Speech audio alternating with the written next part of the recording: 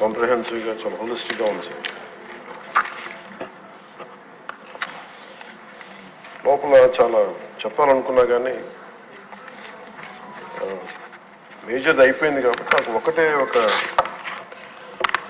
ముఖ్యమంత్రి గారికి, గౌరవ ముఖ్యమంత్రి గారు చెప్పదలుచుకుంటుంది మీ ద్వారా. ఈ వే ఫార్వర్డ్ దాంట్లో దాదాపు 6 points తోటి చేశారు ఎలా వే ఫార్వర్డ్ చేయాలని. సో ప్రత్యేకించి లా అండ్ ఆర్డర్ మీద ఇంకొంచెం లోతుగా ఇంకొక సెషన్ జరగాలి అని చెప్పి మీ తరఫున ముఖ్యమంత్రి గారికి అభ్యర్థిస్తున్నాను అధ్యక్షుడు. ఆ రోజున ఈరోజేమో మోర్ ఆఫ్ పార్టీ పరంగా ఏమేమి జరిగాయని చర్చించాం. ఆ రోజున భవిష్యత్తు ప్రణాళిక ఎలా ఉండాలి, చట్టం అంటే భయం వచ్చేలా ఉండాలి, వీటన్నిటి మీద అందరి గౌరవ సభ్యులు అందరి అభిప్రాయాలు తీసుకునేలా దీనికి ఒక విస్తృతమైన చర్చ జరగాలి అధ్యక్ష. ప్రత్యేకించి ఒక రోజంతా పెట్టండి, లేదంటే 2 sessions అన్నా పెట్టండి, కానీ దీని మీద ఒకసారి చర్చ జరిగి దాని మీద ఒక విధి నిర్ణయాలు తీసుకున్న తర్వాత మటుకు అది 5 కోట్ల మంది ప్రజలకి భద్రత కలిగించేలాగా ఉండాలి. అలాగే భారతదేశంలో ఆంధ్రప్రదేశ్ రాష్ట్రం శాంతి భద్రతలోకి ఒక తలమానికంగా ఉండాలి. ఆ దిశగా ఒక కనీసం విస్తృత స్థాయి చర్చలు జరగాలి. అలాంటి దానికి మీరు ఇనిషియేట్ చేయాలని చెప్పి మీ తరఫున ముఖ్యమంత్రి గారిని కోరుకున్నాను. ముఖ్యమంత్రి గారు.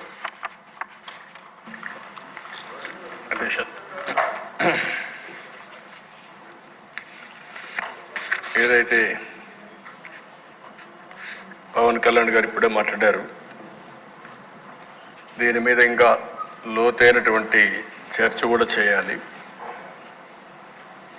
మనలో ఒక అవగాహన రావాలి. అదే సమయంలో ప్రజా చైతన్యం కూడా చాలా అవసరం. ఒక పక్కన చాలా డిటరేట్ అయినటువంటి లా అండ్ ఆర్డర్, అధికార యంత్రాంగం కూడా చాలా వరకు ఎప్పుడూ లేనంతగా నిర్వీర్యం అయిపోయింది. ఈ వ్యవస్థను కూడా మళ్ళీ పటిష్టం చేయాల్సిన అవసరం ఉంది. నెక్స్ట్ సెషన్లో మళ్ళా బడ్జెట్కి వస్తాం. అవసరమైతే 1 full day చర్చ పెట్టి మీ అందరి అభిప్రాయాలు తీసుకొని తద్వారా రాష్ట్రాన్ని 2047 ఏ విధంగా ఆలోచిస్తున్నామో లా అండ్ ఆర్డర్లో కూడా వన్ ఆఫ్ ది బెస్ట్ స్టేట్గా number 1 state to maintain law and ఆర్డర్గా చేయడానికి ముందు కూడా దాన్ని కూడా చర్చ చేద్దాం. చర్చ చేసి యాక్షన్ తీసుకుందాం. అదే సమయంలో నేను రిపీటెడ్గా మళ్ళీ మిమ్మల్ని అందరినీ కోరుతున్నాను అధ్యక్ష. ఇప్పుడే కామినేని శ్రీనివాస్ గారు మాట్లాడారు, ఇంకా చంద్రమోహన్ రెడ్డి గారు, ప్రభాకర్ గారు వీళ్ళందరూ మాట్లాడారు. రఘురామకృష్ణరాజు గారు ఆయనకి జరిగిన అన్యాయం, రాష్ట్రానికి జరగబోయే మంచి కూడా చెప్పాడు. చాలా సంతోషం. ఏదైతే కేసులు కూడా రకరకాలుగా పెట్టారు, ఇక్కడుండే మెజారిటీ ఎమ్మెల్యేల పైన కేసులు పెట్టారు. వీళ్ళు కాకుండా మనం ఒకసారి చూస్తే చాలామంది వీకర్ సెక్షన్స్ మీద SC, ST, BC, minority, women, social activist, social media యాక్టివిస్టులు వీళ్ళందరిపైన కేసులు పెట్టారు. అవన్నీ కూడా ఏవైతే రాజకీయ ప్రేరేపిత కేసులన్నీ కూడా వాళ్ళ బాధ్యత వాళ్ళు చేసినప్పుడు వాళ్ళనే అక్యూజ్డ్గా చేసి కేసులు పెట్టడం అనేది చాలా దుర్మార్గమైన కార్యక్రమం. దాన్ని ఏం చేయాలనో రివ్యూ చేస్తాం. అమరావతి రైతులపైన కేసులు పెట్టారు, టీచర్స్ పైన సిపిఎస్ అడిగితే వాళ్ళపైన కేసులు పెట్టారు. ఇవదే మరిగా తెలుగుదేశం, మిగిలిన అన్ని రాజకీయ పార్టీలు, జనసేన, బీజేపీ, మిగిలిన రాజకీయ పార్టీ నాయకులపైన, కార్యకర్తలపైన కేసులు పెట్టారు. ఇవన్నీ కూడా సమీక్ష చేద్దాం. అవసరమైతే ఎవరైనా ఎక్సెస్గా కావాలని కేసులు పెట్టారని ప్రూవ్ అయితే అలాంటి అధికారులు శిక్షించడానికి కూడా నేను సిద్ధంగా ఉన్నానని ఏదో చట్టాన్ని వాళ్ళ చేతల్లోకి తీసుకొని ఇష్టానుసారంగా చేసి మళ్ళా తప్పించుకుంటామని ధీమాత ముందుకు పోతే ఎప్పుడు కూడా లా అండ్ ఆర్డర్ మనం కంట్రోల్ చేయలేం. చట్టం ఉంది, చట్టాన్ని గౌరవించాలి. అధికారులు కానీ, సామాన్య ప్రజానికం కానీ, ప్రభుత్వాలు కానీ చట్టాన్ని గౌరవించినప్పుడే దానివల్ల లా అండ్ ఆర్డర్ మెయింటైన్ అవుతుంది. విచ్చలవిడితనం వస్తే ఎప్పుడు కూడా లా అండ్ ఆర్డర్ మెయింటైన్ చేయలేం. అదే సమయంలో అధ్యక్ష, ఇంకొక పక్క నేను ఇక్కడుండే మిమ్మల్ని కూడా కోరుతున్నా, మళ్ళీ ప్రభుత్వాన్ని ఇబ్బంది పెట్టే పరిస్థితి ఎన్డీఏలో ఉండే ఎవరు తేవద్దండి. ఇది నేను చాలా స్పష్టంగా రిక్వెస్ట్ చేస్తున్నాం. ప్రభుత్వం దృఢ సంకల్పంతో ఉన్నాం, లా అండ్ ఆర్డర్ మెయింటైన్ చేస్తాం. వారసత్వంగా కొన్ని సమస్యలు వచ్చాయి. ఏ సమస్య వచ్చినా ఆ సమస్యను పరిష్కారం చేసే శక్తి ఎన్డీఏకుంది.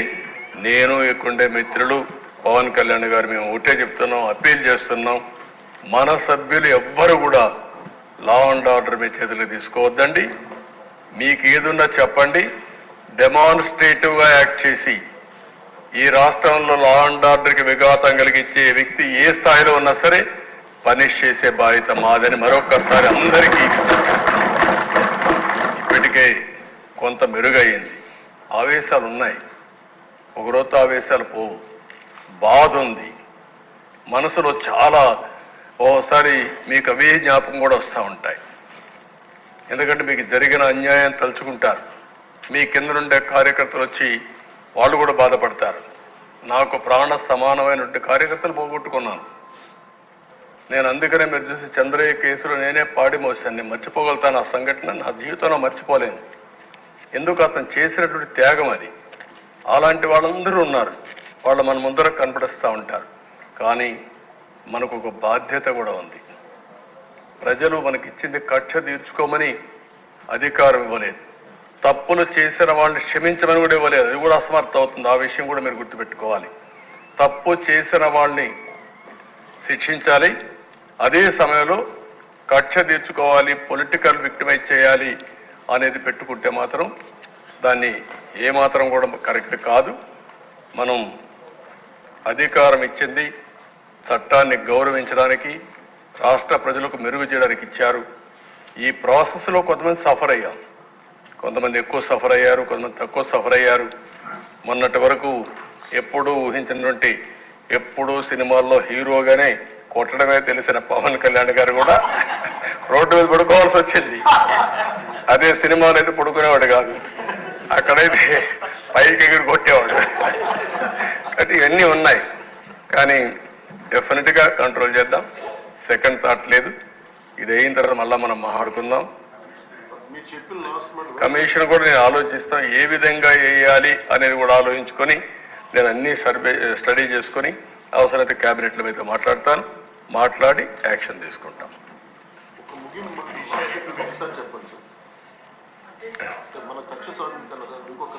నేను ఒకసారి ఏంటమ్మా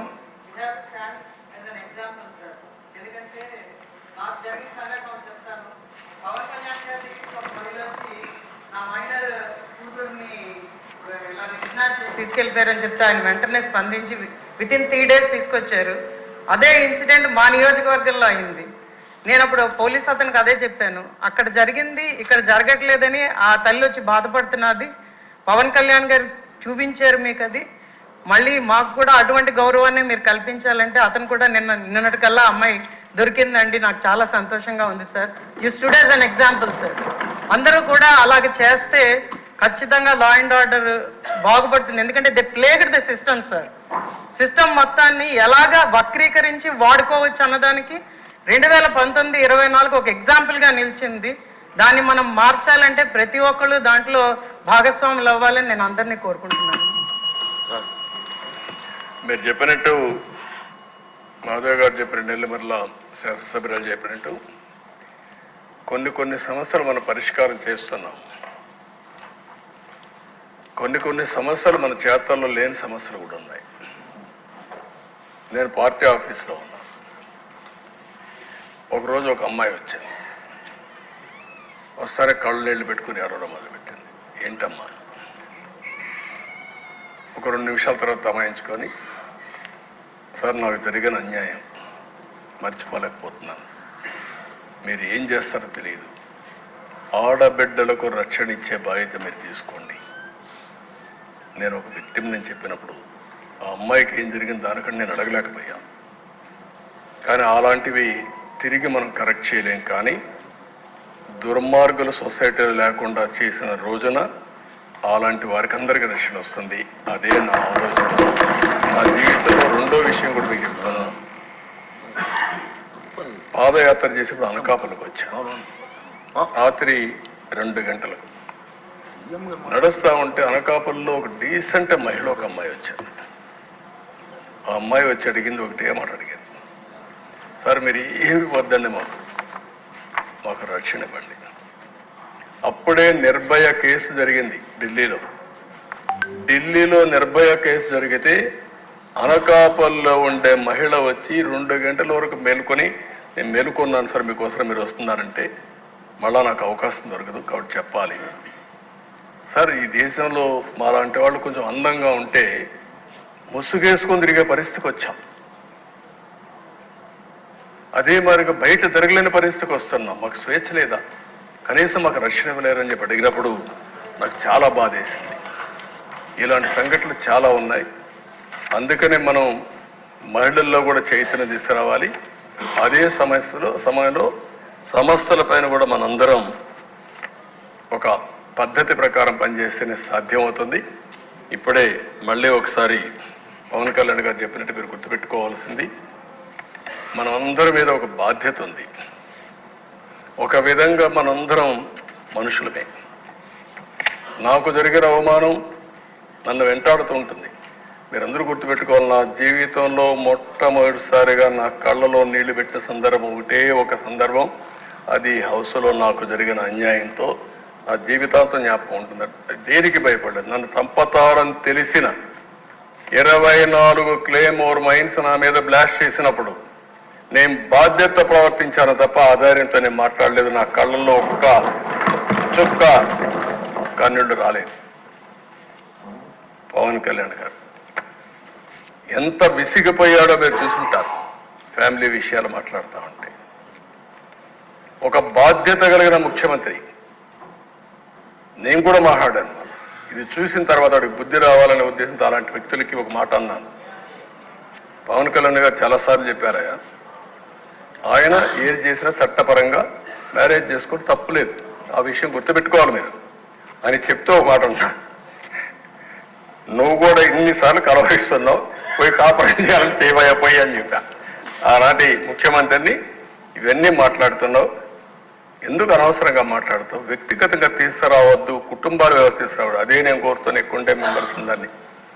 ఏ వ్యక్తి కూడా వేరే మహిళలకు ఏమాత్రం కూడా వాళ్ళ మనోభావాలు దెబ్బతినే విధంగా మీరు పనిచేయొద్దండి. ఎవరైనా సరే, అది మనం వరస్ట్ క్రిటిక్ అయినా సరే. సోషల్ మీడియాలో కూడా నేను అది కూడా చెప్తున్నా, ఈ రోజు నుంచి సోషల్ మీడియాలో చాలా స్ట్రిక్ట్ గా పెడతా. అవసరమైతే మొత్తం అనలైజ్ చేస్తా, సెపరేట్ విభాగం పెడతాం. ఎవడైనా సరే ఆడబిడ్డల పట్ల అసభ్యంగా వాళ్ళు దెబ్బతీసే విధంగా మాట్లాడితే, క్యారెక్టర్ అసాసినేషన్ చేస్తే అలాంటి వాళ్ళని వదిలిపెట్టను. పబ్లిక్ లో నిలబెట్టి ఏం చేయాలో చేసి చూపిస్తా డెమాన్స్ట్రేషన్. ఆ విషయంలో ఎక్కడా రాజీ లేదు. అయితే నేను మిమ్మల్ని కోరేది, ప్రజలు మనకు అధికారం ఇచ్చారు. అధికారం ఇచ్చింది ప్రతీకారాన్ని తీర్చుకోవడానికి కాదు.